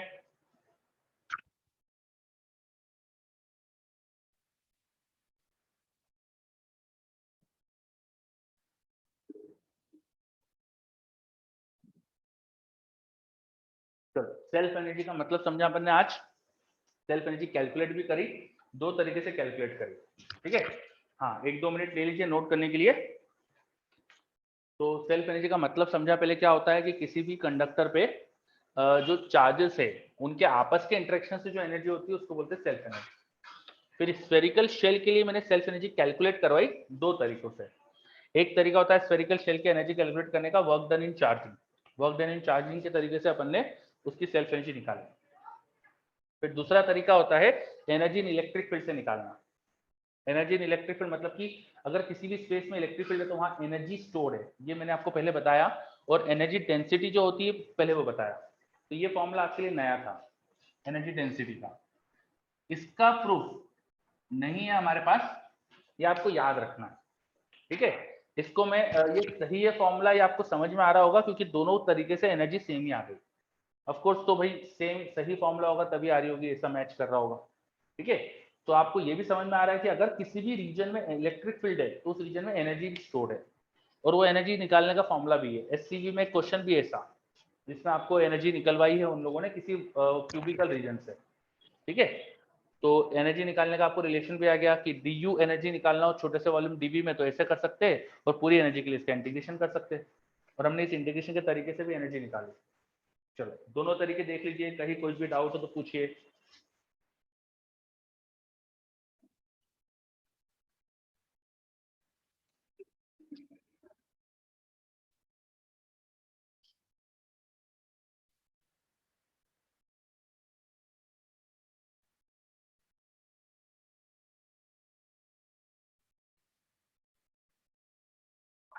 चलो विघ्नेश तो बोल रहा है यस क्लियर ओके। अच्छा, मैंने आपको ये फर्स्ट बताया था तरीका और ये सेकंड बताया था, ऐसा क्यों? इसका कोई लॉजिक दिख रहा है क्या तुमको? जिसको मैं फर्स्ट बोल रहा हूँ उसको मैंने बाद में कैलकुलेट कराया, जिसको मैंने सेकंड बोला उसको पहले कैलकुलेट करा दिया। मेरी मर्जी नहीं थी इसमें, ये मैंने जानबूझ के करा था। मैंने इसको फर्स्ट इसलिए लिखा था क्योंकि ये ज्यादा वर्सेटाइल तरीका है, ये ज्यादा वर्सेटाइल मेथड है। और ये जो सेकंड मेथड है ना, ये हर जगह काम नहीं आ सकती, ठीक है, हर जगह काम नहीं आ सकती। आपको किसी भी वॉल्यूम में एनर्जी कितनी स्टोर्ड है वो निकाल सकते हो इस तरीके से। This is more versatile. और चाहे किसी भी चीज की इलेक्ट्रिक फील्ड हो उससे आप निकाल सकते हो। आप जो पहला ये जो तरीका है ना पोटेंशियल, इसको हर जगह लिख नहीं सकते आप। जैसे आपके पास एक infinite large conducting infinite large sheet है, अगर आपके पास सिग्मा चार्ज डेंसिटी की sigma by 2 epsilon nought electric field होती है उसकी वजह से पोटेंशियल ही नहीं लिख पाएंगे अपन, तो वहां पर अपन ये कर ही नहीं सकते। लेकिन उसकी वजह से आसपास के वॉल्यूम में स्टोर्ड कोई एनर्जी पूछ ले, किसी रीजन में एनर्जी पूछ ले, तो इस तरीके से निकाल सकते हो आप, है ना। इसलिए इसको मैंने फर्स्ट लिखाया था क्योंकि ये ज्यादा इंपॉर्टेंट है आपके लिए, समझे? यस। और सेकंड तरीका, ये जो तरीका है ना, ये स्पेशल टेक्निक वाला हो गया, मतलब एक तरह से हर सिचुएशन में नहीं, कुछ स्पेशल केसेस की अपन सेकंड तरीके से इलेक्ट्रिक फील्ड निकाल सकते हैं। चार्ज यूनिफॉर्मली डिस्ट्रीब्यूट होना चाहिए, बहुत सारी कंडीशन है ये वाला मेथड यूज करने के लिए, ठीक है। तो this method is more versatile, इसलिए इसको मैंने पहला नाम दिया था, और ये थोड़ी सी स्पेशल टेक्निक हो गई इसलिए इसको दूसरा नाम दिया था। ओके चलो, तो आज अपना वैसे भी टाइम कंप्लीट हो गया है तो अपन आज यहाँ रुकते हैं। सेल्फ एनर्जी अब आप मैक्सिमम सिचुएशन के निकाल सकते हो जहां जहां आपको इलेक्ट्रिक फील्ड निकालना आती है, जहां जहां आपको इलेक्ट्रिक फील्ड आती है आप उसकी इलेक्ट्रिक फील्ड निकाल सकते हो, है ना। तो आप लोग अब मुझे होमवर्क में एक सॉलिड स्फीयर की सेल्फ एनर्जी निकाल के बताओगे, solid uniformly charge sphere, solid solid uniform charge sphere जिसके पूरे वॉल्यूम में चार्ज क्यों है, पूरे वॉल्यूम में चार्ज है, अंदर पूरे वॉल्यूम में चार्ज है, तो उसकी सेल्फ एनर्जी निकालना, दोनों तरीके से निकालना, है ना। चलो अगर ये होमवर्क में दे दिया अगर मैंने आपको, तो अपना फिर चैप्टर खत्म हो गया। इसके ऊपर बेस्ड कुछ क्वेश्चंस करेंगे अपन। हाँ ऑफ कोर्स नॉन कंडक्टिंग है, इसके ऊपर बेस्ड कुछ क्वेश्चंस बाकी है, मतलब यूं समझ लो कि आधा लेक्चर मुझे और बतानी चीजें आपको, और पूरा इलेक्ट्रिसिटी का अपना हो गया है, ठीक। चलो तो आज अपन यहीं रुकते हैं अब। तो अब नेक्स्ट क्लास में इसके ऊपर कुछ क्वेश्चंस और करेंगे। कल तो अपनी रिवीजन क्लास है, कल ग्रेविटेशन का रिवीजन करेंगे। आपके कुछ बच्चों के मेरे पास डाउट भी आ रहे थे ग्रेविटेशन के, मैंने कई बच्चों को बोला कि रिवीजन क्लास में पूछना, तो वो अच्छे क्वेश्चन है सारे, इसलिए मैं चाह रहा कि सबके साथ डिस्कस हो जाए, है ना। तो वो अपन कल करेंगे डिस्कस। उसके बाद इसके बाद जो चैप्टर स्टार्ट होगा वो होगा ग्रेविटेशन 2, मतलब कि ग्रेविटेशन इलेक्ट्रोसिटी की एनालॉजी। तो वो छोटा सा एक पोर्शन है, एक बिगिनर बॉक्स है आपके मॉड्यूल में, वो करेंगे अपन, वो भी एक आध लेक्चर में खत्म हो जाएगा। उसके बाद इसका डिस्कशन सारा कंप्लीट करेंगे, फिर इलेक्ट्रिक करंट इलेक्ट्रिसिटी स्टार्ट करेंगे। ठीक, तो अपना चैप्टर पूरा हो गया है। तो होमवर्क आपका बिगिनर बॉक्स, अगला बिगिनर बॉक्स भी होमवर्क है आपका, 10 वाला बिगिनर बॉक्स, 9 तो था ही, 10 भी होमवर्क है आपका, और एक्सरसाइज 2 भी होमवर्क है। ऑर्डर वाइज करते चलना।